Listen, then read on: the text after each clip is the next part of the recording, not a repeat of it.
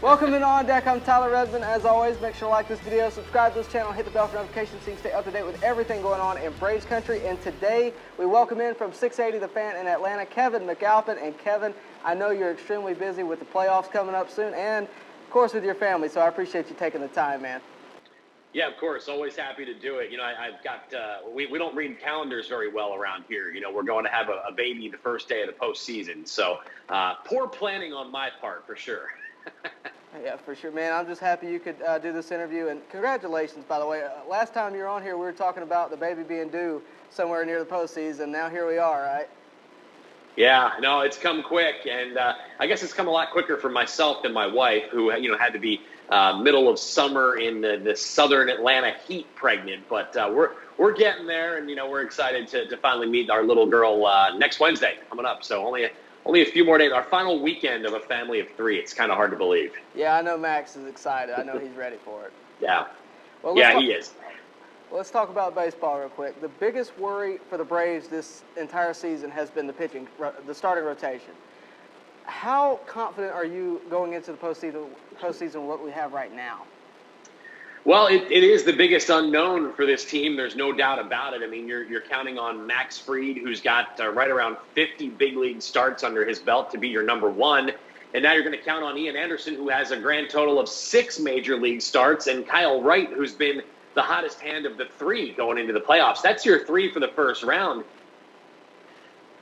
Okay, if/when you advance, where do you go for the next round? Who's your 4th starter? Do you go Huascar Noah? Do you go with Josh Tomlin, a guy who's been there and done that in the World Series just a couple of years ago with the Cleveland Indians? So that is a concern. There's no doubt about it. I think what I would say is I feel better knowing the way the offense is going here lately. Last season at this time, they were really sort of limping into the postseason. The offense just wasn't firing. Freddie Freeman wasn't healthy. Dansby Swanson had missed a lot of time. Ronald Acuna Jr. is starting to heat up. Ozzie Albies looks like a completely different guy than he was the first week of the year. Adam Duvall right there. Marcell Ozuna's got a chance at a triple crown. I mean, who would have thought? So I feel a lot better about this team being able to overcome some shortcomings in your rotation than I did this time last year. So, look, for all they've been through, the rotation has been a revolving door all season. They're going to count on some guys that really don't have a lot of the back of the baseball card when it comes to the postseason. But I think this is where the fact that you're playing in empty ballparks may actually help you. Those guys aren't going to take the field and look around and say, wow, there's 45,000 people here, and have those nerves. So I think this may actually benefit the Braves. Guys, they don't know any better. And, again, they won't have to worry about the fans in the stands, at least for the first couple of rounds. So maybe that'll actually play in the Braves' favor moving forward. Well, Ian Anderson and Kyle Wright both have had some pretty good starts lately. Has that boosted your confidence at all in them headed into this postseason? Yeah, I think so. I think as far as Kyle's concerned, he's starting to turn into the guy we thought he would be. He was picked 3rd overall just a few years ago. He came out of Vandy. A lot of expectations that he could be the guy. And the Braves had looked at so many of these young arms the last couple of years, whether it's Kyle Wright or Bryce Wilson or Touki Toussaint or even go back a little further, Sean Newcomb, Mike Foltynewicz. The Braves have looked and said, we want one of you guys to get this opportunity and not let it go. And so far, Kyle Wright, since he's come back, has made the most of it. You could say the same thing about Ian Anderson as well. These 2 young guys have been really, really good down the stretch. And, it's easy to say we need somebody to step up. Well, it's a lot harder when you say, hey, we need you to go out there and throw strikes. Believe me, it's not that easy. They know they have to throw strikes. They know they have to be out there and be aggressive and trust their stuff. But, again, if it was just that easy as saying, go out there and throw strikes, we could all do it, right? So I think that I'm much more encouraged about those guys, now than I was, say, 2 weeks ago. I had a lot of doubts. I didn't know what to expect, honestly. But, again, these guys have been given an opportunity, and they've made the most of it, and they're doing it at the right time for this Braves rotation. You mentioned taking an opportunity and running with it. Max Fried has taken everything this year and ran with it. Earlier this week even, there's been a lot of questions about his condition, and obviously I don't think there's anything to worry about. I think he'll be ready for the postseason, but how is he staying ready? Obviously he's throwing bullpens. Do you have any information on what his regimen is day to day? Yeah, he's just doing the normal in-between starts. He will have an extended time between outings. Remember, he only went 1 inning in his last start before he had that little ankle issue. So, the start before that, he had the back spasms. So it's going to be an extended break. There's no doubt about it. But I think Max talked about this a few days ago. He said, at this point in the season, to maybe get a little bit of a break, to be fresh, to get these little minor things behind me, it'll actually probably benefit him in the long run. So, while you'd love to have him go out there and start every 5 days and be in that routine, I think, when you have a couple of minor little nagging things, to get those done, put them behind you, it's a smart thing to do. I think he really wanted to stay in the game the other night. But that's when Freddie Freeman went over and talked to him, you could tell no matter what anybody said, he was coming out of that game. So, fortunately, he passed all the tests. Everything came back negative. So he's good to go, and he'll throw every couple days, play catch. He'll do his side sessions. I'm sure they'll try to get maybe a live VP at some point just to face some hitters and try to replicate some game action. But again, maybe that extended time off will benefit him in the long run. We certainly hope so, right? But Yeah. that extended time off has also led the Braves to kind of experiment, is what it seems like to me. Tucker Davidson starts tonight. Yeah. It's very highly anticipated. A lot of my viewers have been talking about Tucker Davidson all year. They wanted him to pick up a start with all the struggles that the pitching staff has had. What do you expect out of him tonight, and what can somebody who's never seen Tucker pitch before expect out of him? Well, he's going to throw strikes, and that's the big thing. When you look at his numbers, better than a strikeout per inning pitched last season. That is a good place to start. He keeps the ball in the ballpark, too. Only gave up 5 home runs in almost 130 innings pitched last year, so he likes to work down in the zone. This is a guy that coming into the season, I don't know that a lot of folks would have said, hey, we're going to see Ian Anderson and Tucker Davidson at the big league level. If I would have told you that, you probably would have said, okay, so are they planning for next year? Did this season not go according to plan?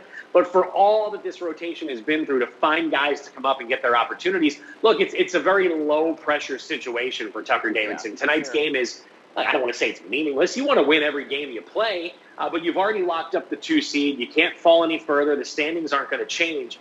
So I think this is a good opportunity to ease him in and see what he's got. I mean, he's taking on a Red Sox team that's not all that good, let's be honest. It's at home. No fans in the stands. So I think it's a great opportunity. I love when guys get these chances late in the season, whether it's a position player coming up and getting a chance to fly on the charter and stay in the Ritz-Carlton and see what it's like to be a big leaguer. Obviously, this year it's been a little different when they're traveling, but, to get that opportunity and build that confidence to go into next season and say, hey, you know what? I got my chance last year. I got an opportunity to show them what I had, and then potentially go to spring training with a chance to win a job on the opening day roster.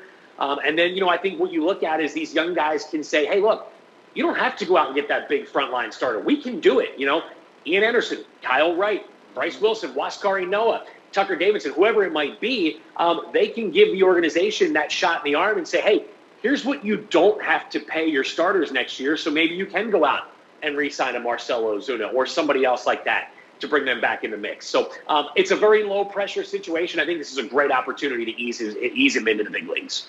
You mentioned people getting chances. A guy that has been kind of in the rumor mill all season long, ever since he was sent down, was Mike Foltynewicz. Is there any chance we see him come back? Obviously, he's made great strides to returning to Major League Baseball. What are the chances of seeing him in the postseason? There have been rumors about that, and, of course, even next season. Well, I'll say this. I think that we've seen the last of Mike Foltynewicz in a Braves uniform. It just feels like that time is come and gone. I won't be surprised at all if this offseason he's non-tendered and he ends up elsewhere in 2021. It's been frustrating and disappointing, to say the least. He was a guy that was an all-star 2 seasons ago, so the stuff is there. Last season, the first half was a disaster. He got sent down, comes back in his final 11 starts. He was a totally different guy. He dropped his ERA about 4 points. He was like in the mid-6s, and he dropped it down to like 2.5. You were expecting to see that translate into this season. And I like to read body language when I'm on these Zoom press conferences with whether it's Alex Anthopoulos or Brian Snitker. And a couple of days ago, I'll just say this. Snit was asked if he had heard anything, and the question was being asked, have you heard any more about Folty's last? And Snit comes in and just says, no. And that was it. That was his answer. Grabbed a cup of water and had a drink. So, if you want to read body language, I think that tells you all you need to know about where his standing is. again, the fact that they're going with Waskari Noah, Tucker Davidson, Kyle Wright, Bryce Wilson, and we have not heard the names Mike Fultonevich or Sean Newcomb to come back up and get an opportunity, I think it shows you how frustrated and disappointed the organization was with both of those guys early this season. Again, they had opportunities. They wanted these opportunities, and it just wasn't there. And they've spent the majority of this summer in Gwinnett. Fultie's put weight back on. He's gotten his velo back to 94, 95. But again, just reading between the lines and the fact that they're going Tucker Davidson over those two guys, I think that kind of tells Braves fans where both Newcomb and Fulte stand right now in the organization. Fair enough. Let's talk about the offense. They had a great showing last night. Acuna had a near 500-foot shot. It's probably still flying in the air somewhere. And, of course, Freddie Freeman's walk-off. Do you think that this offense is enough to sustain the Braves in the postseason? I do. I mean, I had a fan last night when they were losing 2-1 tweet me and say, well, here we go again with the offense sputtering down the stretch. And I said, they're averaging 7.6 runs a game for the last week and a half. I don't know what Braves team you're watching. And then, of course, they come back and they win and they score 8 runs. And Acuna hits one to the moon last night and Freddie Freeman with another walk-off home run. I think they're peaking at the right time. Like I said earlier, Ozzie Albies, since he's come off the IL, he's hitting over 400. Dansby Swanson's starting to get his mojo back. Freddie and Marcel have done it all year. Acuna had a bit of a rough patch, but he's starting to put it together again. Even down at the bottom of your order, you've got guys like Austin Riley. I haven't even mentioned Adam Duvall, who has 10 home runs this month. I mean, it goes to show you how deep this offense is and how talented they are. I do think they have enough. Now, look, when you get to the postseason, it's a totally different ballgame. But I think when you're in the National League East, okay, you're facing guys like DeGrom and Aaron Nola and, Jake Arrieta and Zach Sanchez. Wheeler. And, the Marlins arms that they have. I mean, it's a good division. Scherzer, Strasburg, Corbin. I mean, this is a really talented division when it comes to starting pitching, so I think that helps prepare them. Now, I don't know what really can help prepare you for having to face Trevor Bauer, who's probably going to win the Cy Young, Luis Castillo, and Sonny Gray. Good luck to any team that has to draw the Cincinnati Reds, and right now that's who the Braves match up with. So, hopefully there'll be a little juggling in the standings, and the Braves might get, the San Francisco Giants when all's said and done. I do think they have the offense to sustain in the postseason. But again, when you face arms like that 3 in a row, I guess the benefit is you're doing it in your own ballpark. True. Now, one struggle that the Braves offense has is leaving runners on base. Last night they left 17 on base. What do the Braves need to do to fix that? I mean, we're heading to the postseason. It's been a problem pretty much all year long. Is there anything now that the Braves, any adjustment that they need to make? Has Snitker commented on this? It's one of those where he can't really pinpoint exactly why they've had struggles with runners in scoring position. I mean, their runner on third with less than 2 out numbers are just atrocious, and it's hard to explain why. A lot of fans say, well, why not bunt? Why not play small ball? That's certainly an option, but at the same time, that's not how the game's played anymore. I talked to a scout last summer, and I said, okay, explain to me why runner on second in the bottom of the 9th inning in a tie game. Explain to me why teams aren't bunting that guy over, because I think I've got a little old school still in me from growing up watching the game. And he said, well, here's why. Because guys don't know how to bunt, first and foremost.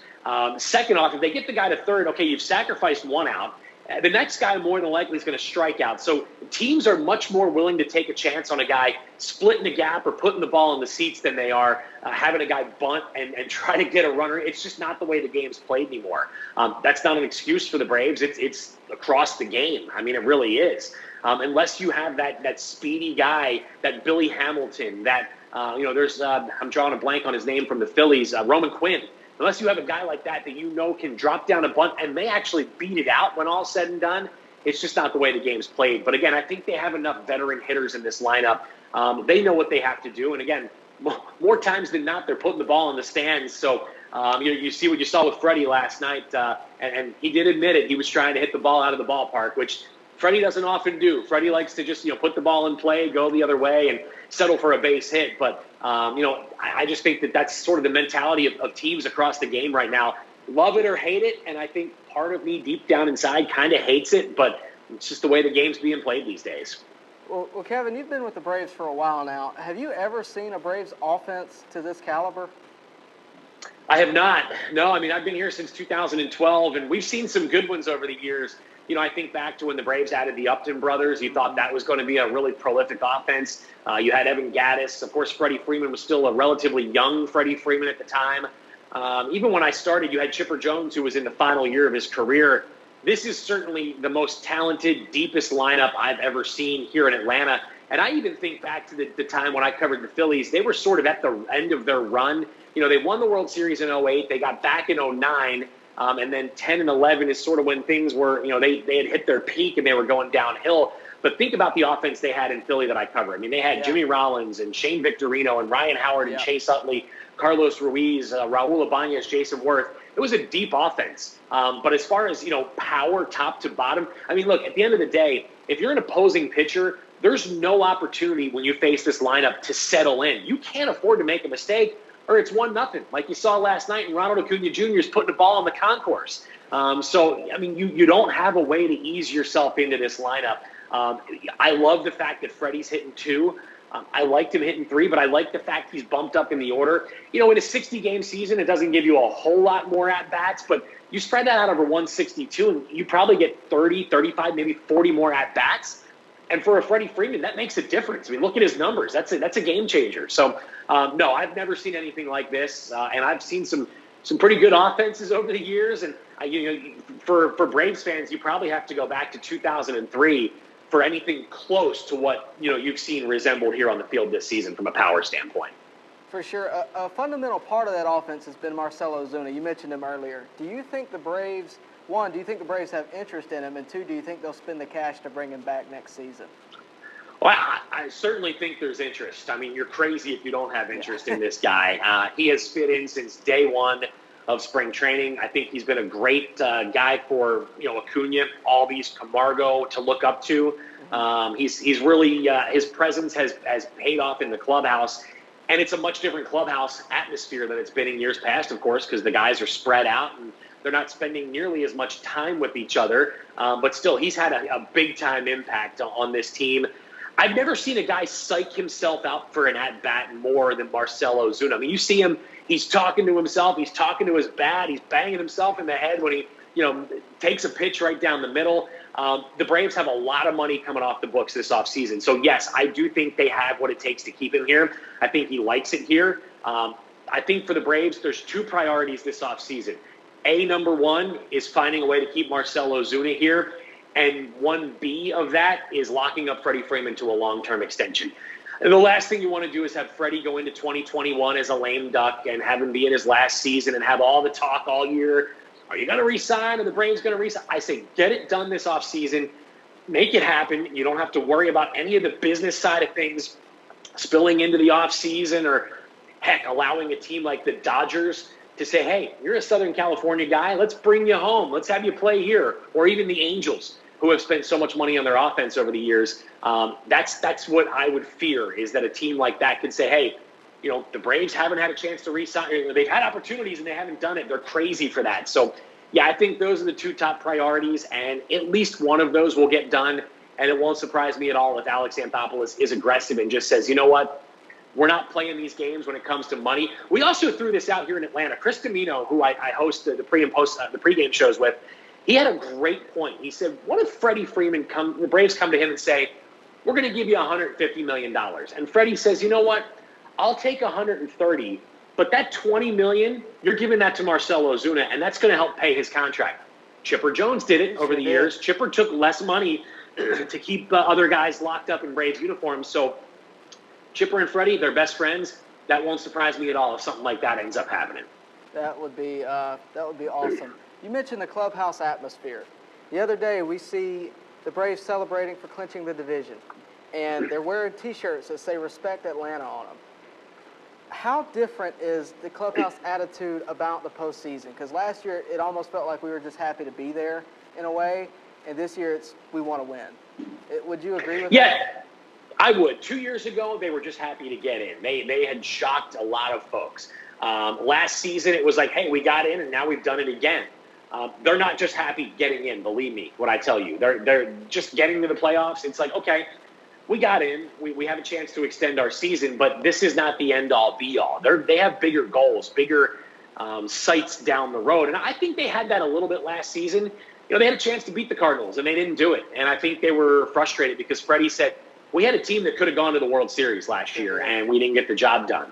I think they feel the same about this team this year. Of course, pitching-wise, it's a lot different ballgame than it was this time last year. But they're not going to make excuses. They're not going to say, well, look, we lost Soroka and Fried's a little banged up, and we've had to rely on, guys that shouldn't have been here at this point. They're not going to make excuses. They feel like offensively and from the bullpen, they have a chance with a team that can go all the way and can contend for a World Series. So they're not happy with look, they're happy with getting in, but this is step one. And Snit said it. That was the first of hopefully many celebrations here in September and October. So believe me, they're a motivated bunch. They're tired of hearing all of us in the media say, yeah, but they haven't won a postseason series in 2 decades, and they're determined to put that conversation to bed here in 2020. I hope that happens. Out of all the possibilities, you mentioned the Reds earlier, who do you think the Braves are going to face, or who do you think they're going to match up best against?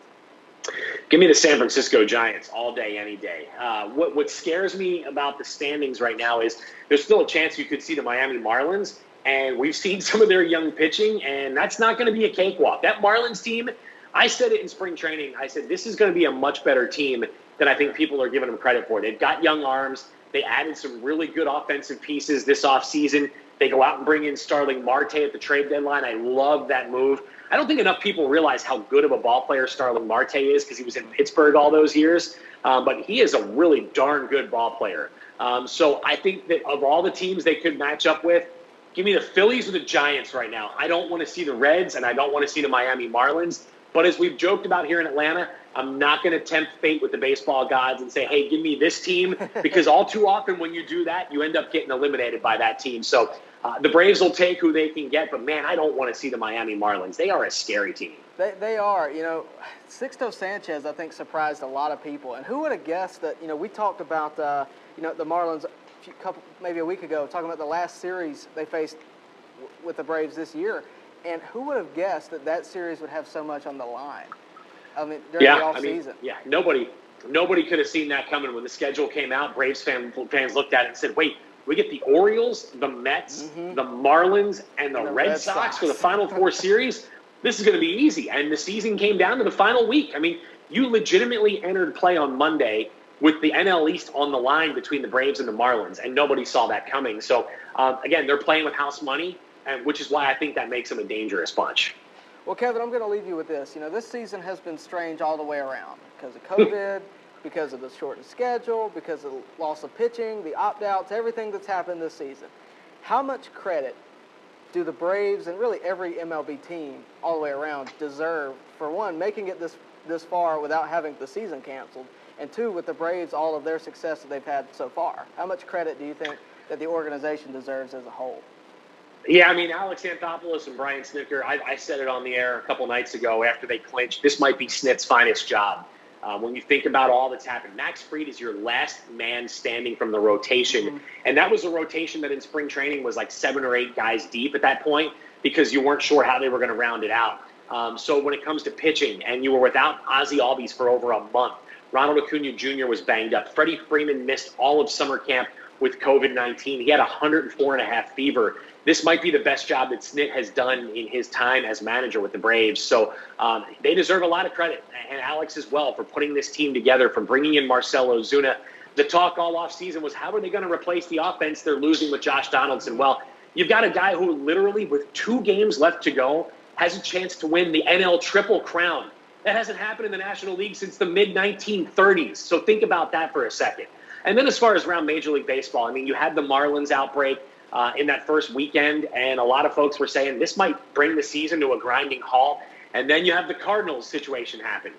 The fact that these guys have taken this seriously and you haven't seen another widespread outbreak, these guys, all 30 teams, deserve credit for taking this thing very seriously.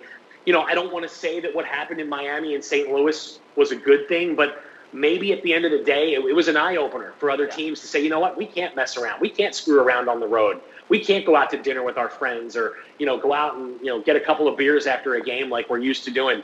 We got to be really boring when we're on the road this year. You're at the ballpark, you go back to the hotel. And you don't leave your hotel room till you go to the ballpark the next day. I had a Braves player who I bumped into here in the Battery about a week and a half ago before the final road trip. And I said, tell me what the road is like. And he goes, the most fun part of being on the road now is playing the games. It sucks. We're stuck in our hotel room. But you know what? It's 30 nights. It's 30 nights of our lives. If that means we can get this thing in and get a full season and a postseason in, we have to do what we have to do. So again, look, it's first world problems. I've been on the road for 8 years with these guys. They're not staying in, flea bag motels. They're staying in very nice hotels. They're getting a chance to order their meals on an app. They get delivered to their room. So again, a lot of folks are saying, boo-hoo, right? Yeah. Poor guys. But it's tough. I think it takes its toll on you mentally. I mean, you're stuck in a room. Those walls close in really quickly on you. But everybody involved around the game, kudos to those guys. And now we just got to get through another month. And I think everyone's determined to make that happen. Well, Kevin, I'm gonna leave you with that. I think that's a great way to end it. But I really appreciate it. Any last words you got for Braves fans? No, just enjoy the ride. I mean, look, like I said, I had a fan last night telling me the offense is sputtering down the stretch. Let's not treat this thing. This is not college football. This is not, an 8 or 10 game season. Look at all this team has accomplished. It's been a special year. It's a great group. I hate the fact that I'm not down there in the clubhouse with them every day. I've missed being on the plane. But just enjoy it because, look, as we've seen from other teams, that window of opportunity, it only stays open for so long. So all I'll say to Braves fans is sit back, enjoy the ride, enjoy the final couple games of the regular season, and hopefully we're talking about a nice deep run into October here this year. Perfect. Well, Kevin, you enjoy this week. I know you got a lot going on. Got a baby on the way this Wednesday, and hopefully you'll be able to watch some Braves baseball amidst all of what you got going on. But enjoy that. Enjoy your family, and I always appreciate you coming on and talking. I really appreciate it. Always happy to do it. Let's just hope baby Mia ends up being the good luck charm when she's born on Wednesday for day one of the postseason. Hope so. Well, Kevin, as always, thank you so much, bud. You got it. Appreciate it.